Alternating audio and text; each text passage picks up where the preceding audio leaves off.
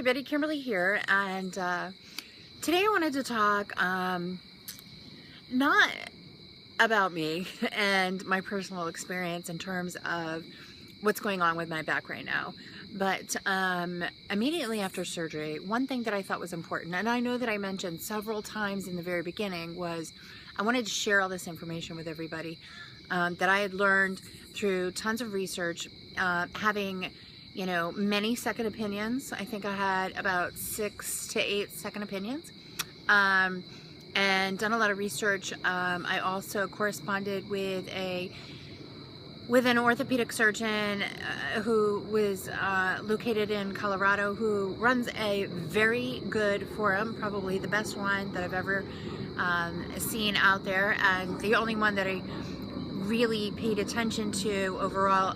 Also would email him with questions and he would answer all of them, and so I had this email dialogue going on with him for a long time. He immediately knew that I needed a spinal fusion, and of course I questioned him as to why, so anyway, as I embarked probably this time last year on really researching all of the options that I had, because I really felt like I didn't do the proper research when I had my first microdiscectomy, and then of course I had a revision surgery because I made some mistakes. So that brought me to the point of really my only option at that point was having a spinal fusion at L4, L5. So, having said that, I do know that there's people who have had their discectomies, and certainly out of all of my second opinions, there were some opinions that I could have a third microdiscectomy.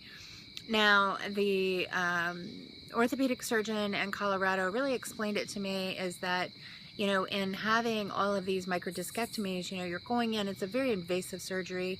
I know you see a lot of commercials that say, hey, we just go in, it's a minor surgery, you're up and walking.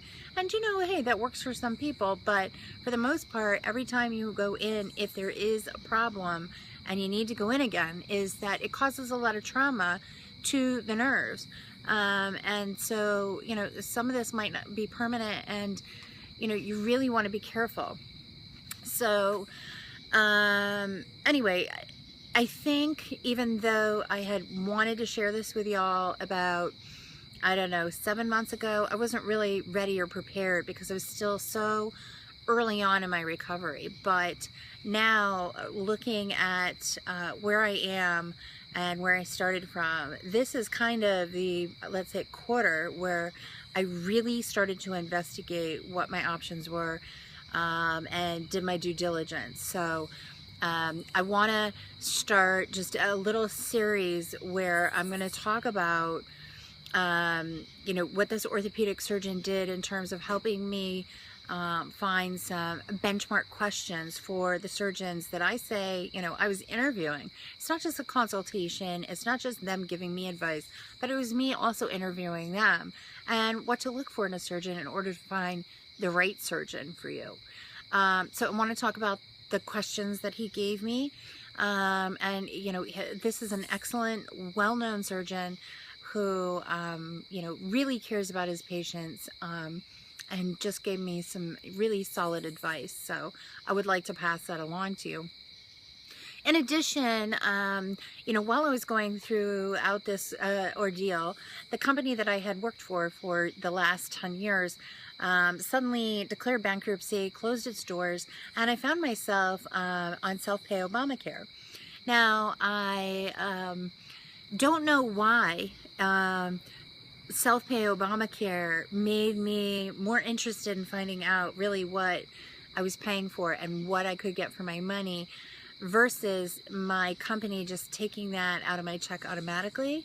But it did, and so I did a lot of research in terms of the insurance company that I selected, which was Care First, and I feel like they have been absolutely, really 100% behind me when needed, and certainly helped me quite a bit throughout my surgery.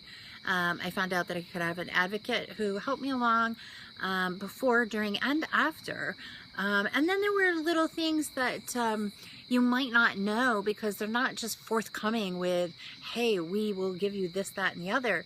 And then to find out that I could have some in-home nursing, some in-home PT, the bone stimulator, you know, your back braces and what type of back braces.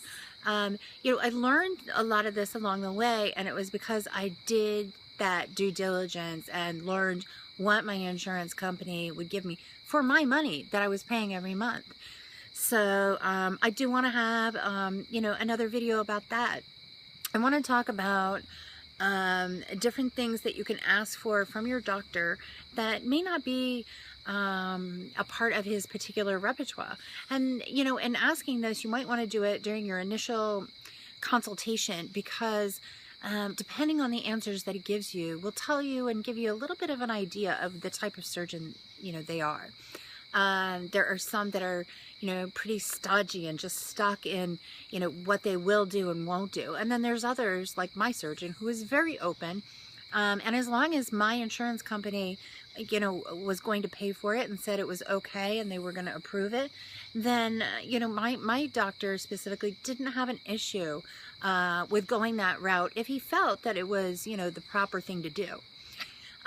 So there are some things you can ask for that may benefit you and help you along with the healing in your spinal fusion.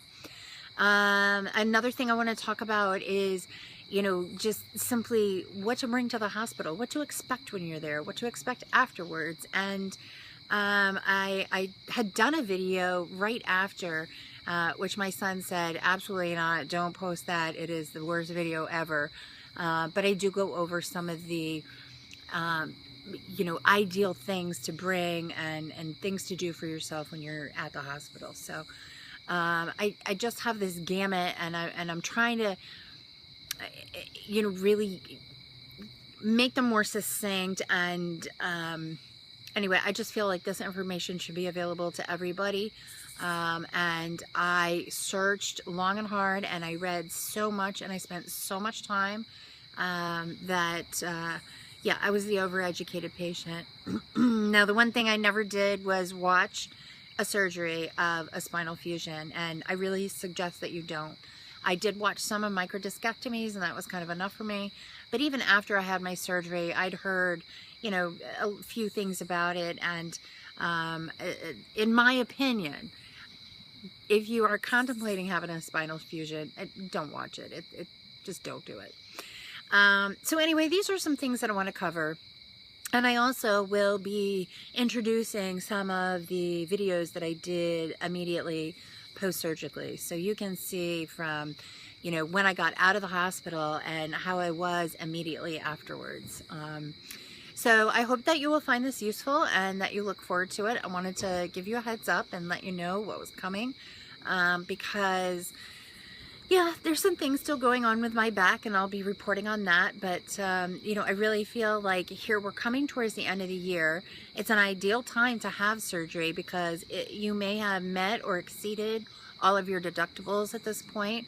And so if you are contemplating having a spinal fusion, you may want to get on the calendar by, you know, the end of November, beginning of December, just to make sure that you get the most bang for your buck. It sounds terrible, but it's true. I ended up at the end of my surgery not paying for anything. So, and I really got a lot out of it. So, I want to share this with you. Anyway, all right, so I've already spent 9 minutes too long of your time, so I'm going to close for now, but I hope everybody has a great night, and I hope you look forward to listening to some of these you know, interesting bits of information that I've collected over, you know, a long period of time, and really would love to share with you. If you like this video, please give it a thumbs up, and if you want to get my videos on a regular basis, just subscribe and you know, sign up for the alerts, and you'll get this next series of videos and information from me. So anyway, everybody take care, have a great night, and I wish you well. Good night.